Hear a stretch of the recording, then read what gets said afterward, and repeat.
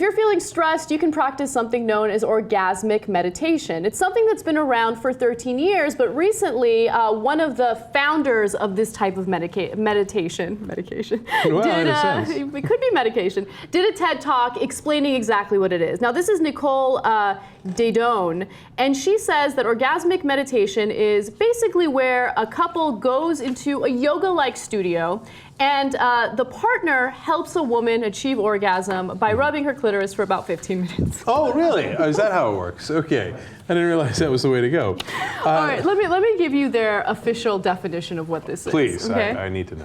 It's a holistic practice between two people where a woman has her clitoris gently stroked for 15 minutes in a non-sexual way. Oh, of course, yes. By a partner with a goal to build connections and prolonging therapeutic orgasms. Well, you see, that's why it is medical, because it's therapeutic. Duh. No, this isn't dirty or anything. They're not trying to get you off. They're trying to help you. They're healing you with it.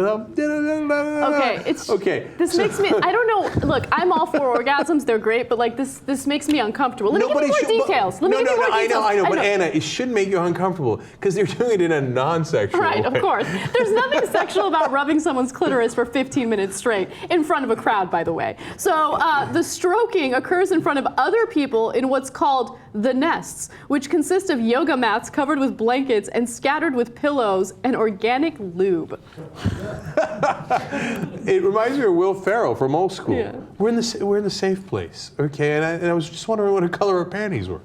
Okay, but look, there's people they're watching it for 15 minutes, like, oh yeah, oh nice therapeutic rubbing of the clitoris. But it's not sexual, right? No, not at all. And one not other remotely. thing, okay. The organization that puts all of these little rubbing and diddling events together is called OneTaste. OneTaste of what? Okay. A little questionable. Yeah, so by the way, they're deeply offended by what Anna just said. She says that sometimes people refer to this as diddling, okay? No, please, it's therapeutic touching. Okay, so let me jump in because I'm coming off as very judgmental. I have to be 100% clear. I'm in favor of this. I have no desire to participate in being diddled in front of a crowd. That's not my thing. But if people are into it and they feel like, hey, you know what, it like lifts stress off my shoulders and I'm feeling great, cool, you do you. But don't tell me that this isn't sexual. You're having someone rub someone out. Like that's the gist of what you're doing. Not in the mafia way, another way. And no, but you don't do you. The other dude does you. Does you, right? Okay. So they say sometimes it's you bring in your own partner, but they have trained professionals who can do this for you. Okay. Now males also have the trained professionals who can do this for you. It's called a happy ending. Okay. And that is also therapeutic. You just expose them. I expose them.